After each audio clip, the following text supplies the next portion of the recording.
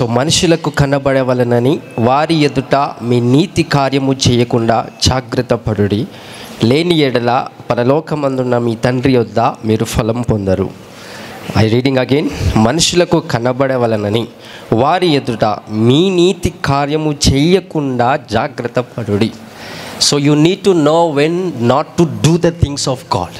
So దేవుని పనులు ఎక్కడైనా చేయొచ్చా, దేవుని నీతి కార్యాలు మరి నేను ఎక్కడైనా చేయొచ్చా అంటే మనుషులకు కనబడకుండా.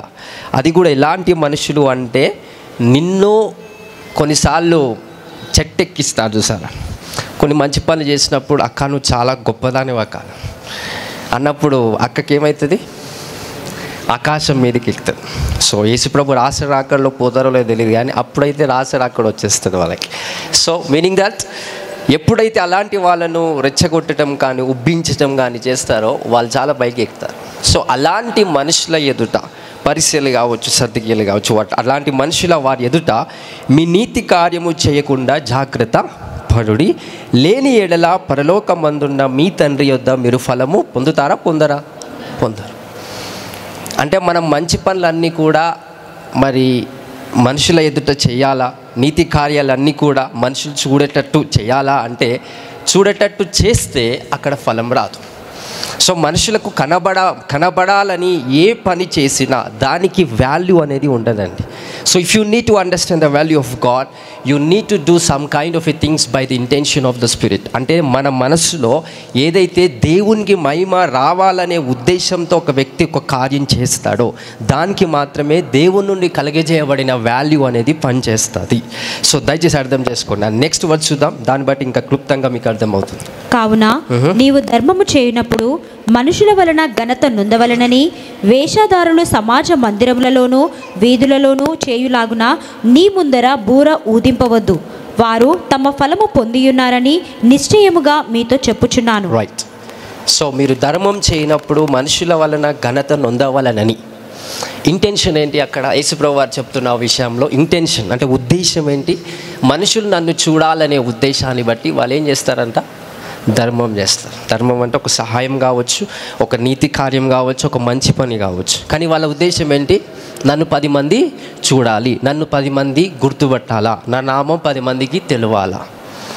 సో ఇలాంటివి ఎప్పుడైతే ఒక క్రైస్తవుడు చేస్తాడో దోస్ ఆర్ వెయిన్ అంటే దేవుని నుండి ఏ ఫలము ఆ వ్యక్తికి రాదు. బికాస్ దేవుని మహిమ కోసం చేసినప్పుడు దేవుడు ఇన్వాల్వ్ అవుతాడు. కానీ వీళ్ళు చేసేది ఎవరి మహిమ కోసము? తన మహిమ, తన సొంత మహిమ కోసం. అట్ ద సేమ్ టైం మనుషులు చూడాలనే ఉద్దేశంతో చేస్తారు కనుక మనుషుల నుండే ఏదైనా రావాలి, అది ఆశీర్వాదం కావచ్చు, శాపం కావచ్చు. కానీ దేవుడి ఇన్వాల్వ్మెంట్ అనేది ఇక్కడ ఉండదు. ఎందుకంటే 10 మంది నన్ను చూడాలనే ఉద్దేశంతో ఒక వ్యక్తి నీతి కార్యం చేస్తారు. మన భాషలో ఒక వర్డ్ చెప్పాలంటే ప్రిస్టేజ్ అంటారు. ఏమంటారు? ప్రిస్టేజ్ అంటే ఏంటి?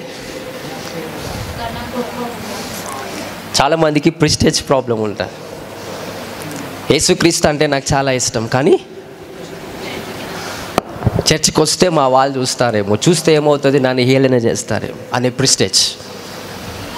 నేను చాలా కష్టపడుతున్నా కానీ ఎవరు నన్ను గమనిస్తలేరు. నేను చాలా దేవుని కోసం కష్టపడుతున్నా కానీ నన్ను ఎవరు కూడా గుర్తించటం లేదు. ఇట్లా వద్దు, నన్ను గుర్తించేలాగా నేను 10 మంది ముందు నేను చేస్తాను. ఏమవుతుంది? స్లోగా ప్రిస్టేజ్ అనేది ఎక్కువ అయిపోతుంది. హల్లెలూయా.